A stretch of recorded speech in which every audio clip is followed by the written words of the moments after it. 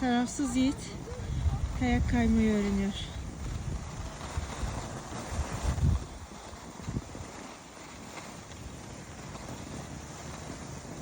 Kanalımıza abone olmayı ve like atmayı unutmayın.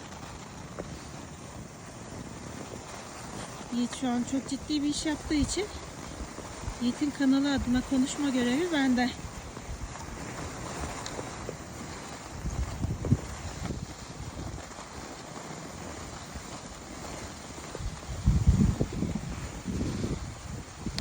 Yiğit, bir dur. Bir dur kendini.